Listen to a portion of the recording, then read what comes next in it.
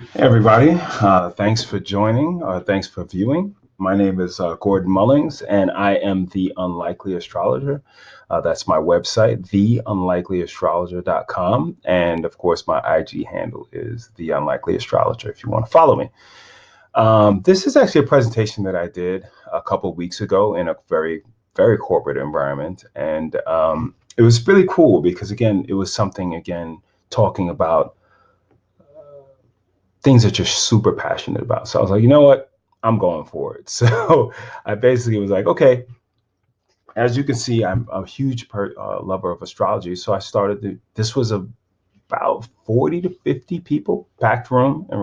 And I started off the presentation with just kind of, who knows an astrologer? And again, a lot of people kind of looked around. There was one or two people that put up their hand.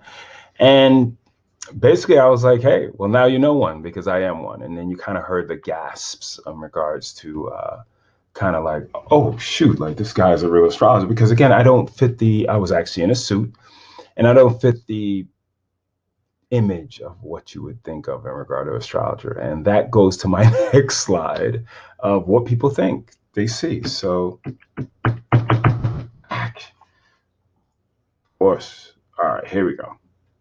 So this is what most people think in regards to what astrologer looks like. It looks like he looks like Gandalf the Great, right? Looks like somebody that has a free spirit that cannot function in society, not function in the way that you say in regards to, but in a corporate environment, or it would reek from them. Again, tattoos, earrings, dreads, long hair, long beard. Again, I had a beard. You probably saw if you watched the show that I was on, To Have and to Hold, Charlotte. I had a beard, but again, I usually kind of go clean shaven most of the times anyway. So that's one of the first things. If you're, black, you would think of somebody in an image of like Lenny Kravitz. There would be somebody that looks like they're kind of like out there, Jimi Hendrix type of feel. Someone that smelled of sage candles and probably cannabis. Then, of course, the most famous one, if you grew up in New York or you heard about in the '90s, was actually the woman to the right was Miss Cleo, which was a very, very fake psychic, fake Jamaican. Again, I'm Jamaican, so once I heard the "Call Me Now," I was like, Jesus Christ, this is the worst. Um, so again, people, that's what they envision in regards to what an astrologer looks like, and I don't look like any of these images at all. So I kind of was going into what most people kind of know about astrology. And what people mostly know about is where their sun sign is. So kind of knowing um, where the sun wasn't. And so again, I'm a Leo. Again, some people are Aries, some people are Pisces, some people are Taurus. Well, go through the 12 zodiacs, but that's what most people know. So they know about this. They know that, oh, okay, that's the first thing that you ask them. Hey, what sign are you? I'm a Sagittarius. Okay, and then you have your stereotypes in regards to what a Sagittarius is, or an Aries, or a Leo. And the problem with that is that that's just one planet, and it doesn't make up the true depth of what a natal chart looks like and kind of what astrology is. It's a lot more depth, and I can understand because again, people use this information in regards to astrology, and yeah, you might read the horoscope 12 times. One time you're like, this is really good, but then other 11 times you're like, this is shit. Like, this is not good. And I think that that's probably the biggest thing, or the biggest reason, sun sign astrology, why astrology on a whole gets such a bad name. And some of my best friends, again, have the same type of views. And one of the biggest ones was, again, how are you going to take 7.53 billion people and put them into 12 boxes? It actually makes no sense at all. Even if you say, oh, all the Aquariuses I know, well, that's in your small circle of people. Like, again, you can't use this on a global or macro level. And it's kind of silly when you think about it, because there's so many different elements that when you find out about the different elements, you can understand that the complexity is way too advanced to even give something so simplistic. And again, so when I was introduced to astrology, it was just a very simple concept that I wanted to share here that kind of really brought this together for me. So It was the moon cycle. So the moon has the power, or it can affect the tide. So it can make the oceans bulge to a point where you get high tide and then you get low tide, depending on where the moon's position.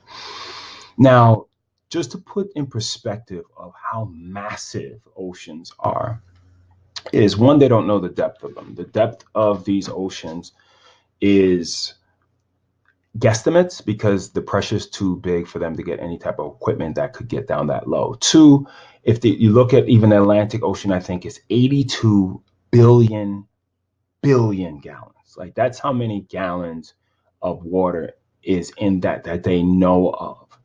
And what I did was kind of look at that information and say, okay, let's look at the human body. Let's look at the right part of this presentation. And to know that the body's made of 60% water, the brain and heart are 73%, and I think the lungs are 83%, is to say, okay, if that can affect that, ask any health professional or person that works retail or works with people, kind of what happens around a full moon, because they will tell you. I know nurses that won't even work on a full moon. They'll be like, I'm not working, those are crazy nights, I'd rather skip it. People in retail that say, listen, you can always tell when there's an upsurge of kind of craziness with the full moon. Now, it doesn't mean that people are jumping and throwing stuff. I was about to curse, throwing stuff across the room, but again, just that agitation and the feeling that, there's a lot of stuff going on. Another big thing with the moon is looking at the female. So the moon represents a little bit of teaching, but not too much to bore you. But the moon represents the female or the woman. And to understand that the moon cycle is 27.33 days, and most women's cycle is 28 days. And that kind of really, and the moon, again, can control the tides. But think of even people's monthly cycles. So if you get I found this out in college. I had some great friends of mine that they were in a dorm, and I remember one of them having their monthlies, and I was like, wow. And then the other one was like, okay, well, of course I'm having them now. Oh shoot, I'm gonna have mine now or coming in the next couple hours. And I was like, what the hell are you talking about? They're like, when a lot of women get close together, their cycles will sync. So that was very powerful for me to say that there's some type of connection in regards to not only this cycle, but people in general. Again, keeping that good energy. And that's why, again, quick tip, moon cycles are very important for women, especially because, again, as I said, they have a connection in regards to representation, but also their cycles are synced with the moon or that thereof. So keep an open mind. I know that some of you are like, hey, this is going too far, but keep an open mind in regards to saying that these two things are synced up together. So, but in actuality, sun sign astrology, real astrology, has a bunch of different types of.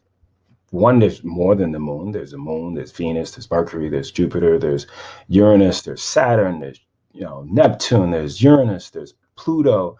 I don't really get too much in astro and stuff. There's enough information as it is. They have 12 zodiac signs. Where are these planets within the zodiac signs? Then they have different 12 houses. So again, if you start to put these complexities together and start doing these multiplications, you're starting to get thousands of different combinations. I think it's like 1,700 different combinations when you start adding in different elements. I mean, if you use 12, that's 144. Add another 12, then you're starting to get to where it's like, wow, there's a lot of stuff going on. So to understand that, not to make it complicated, but to say that your chart is going to be unique to you.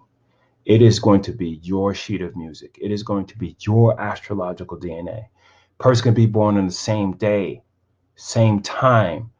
Somebody born in Germany, somebody's born in New Jersey. Two different charts. The way that if you look up at the sky, the planets are going to be different, and that is represented in the chart, which is why you need the three elements of birth date, of course, birth location, and birth time specific to the minute, if you can get it. Again, born in the morning don't mean anything to me. We have to break it down. Now, there is a process that we can do if you don't know your birth time. So don't think all is lost if you don't know your birth time.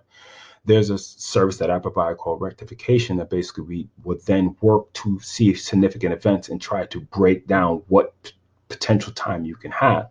Now, of course, the birth time on your birth certificate is the best time that we can have, the most accurate. But if you don't know it, again, we can work regards to that. But these are the three elements. But this is, again, how important this is. So to look at what is a natal chart, let's really look at it. This is a natal chart, right? So what you have are planets, you have zodiacs, you have angles, you have elements, you have modalities, just to start.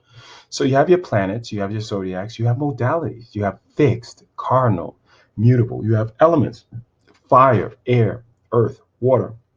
You hear people say, I'm a fire sign. What is a fire sign? Not just your sign, what else is in? Because if your Mercury is in a fire sign, but if your if your sun's in a fire sign, but your Mercury, let's say, is in uh, a water sign, it's going to be completely different. Don't think that the sun makes up a huge part of your thing. And again, the sun, where the sun shines, but then where's your Venus? What house is your Venus in? That's what, and what is these angles are how these planets are connected with one another, how they can potentially show difficulties or uh, pleasant, good relationships. Again, there's nothing bad.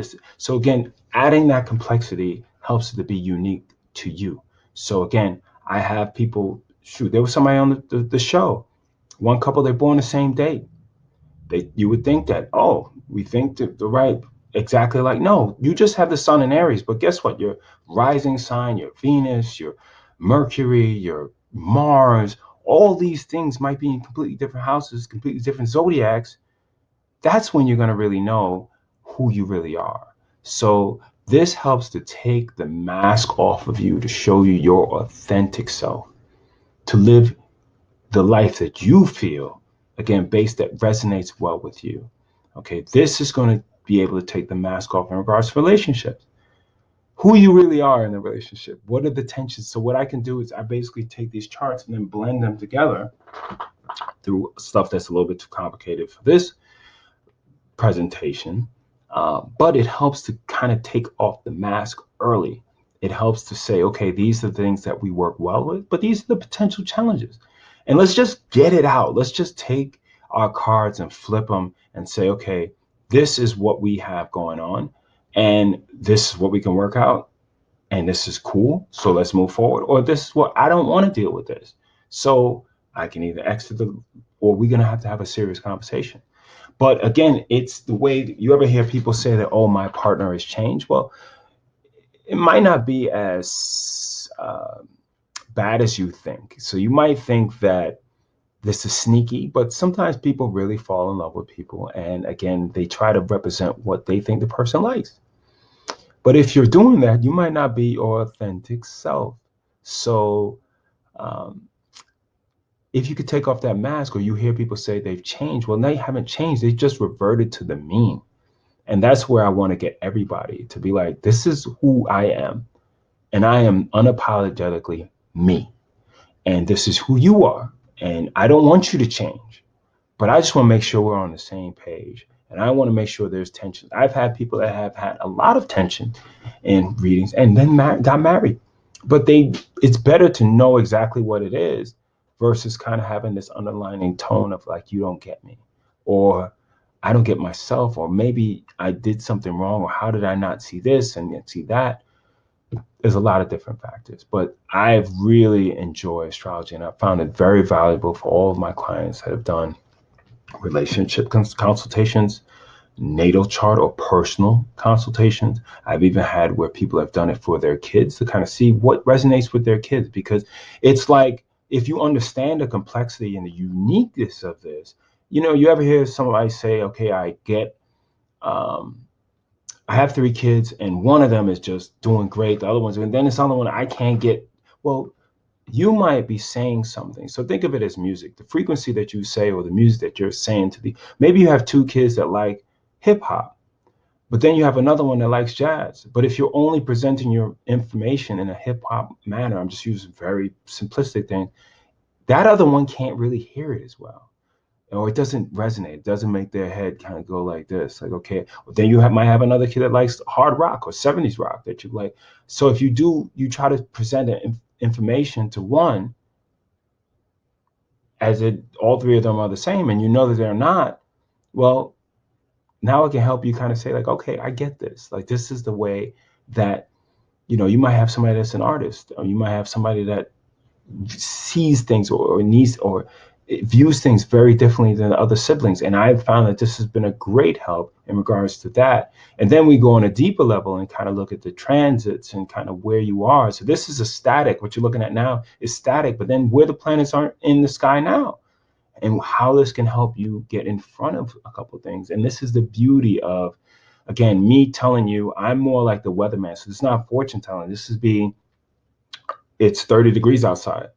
You can choose to have tank top and flip flops on, or you can choose to put on a coat. The choice is yours. So this is not fortune telling. This is not saying, oh, call me now. That's the call me now stuff that gives us a bad rap. So again, really appreciate you guys looking at this. I'm going to be putting some more videos together and really, again, as you can tell, I was on this doing the relationship charts, again, astrology in the media.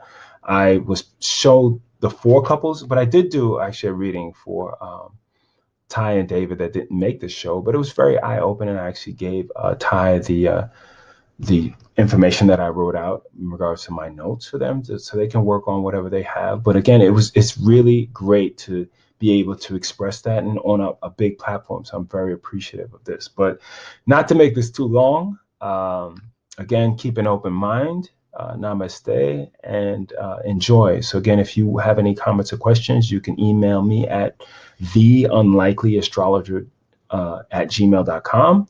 Again, TheUnlikelyAstrologer.com, and then my IG handle is the same as well. So working on some more material.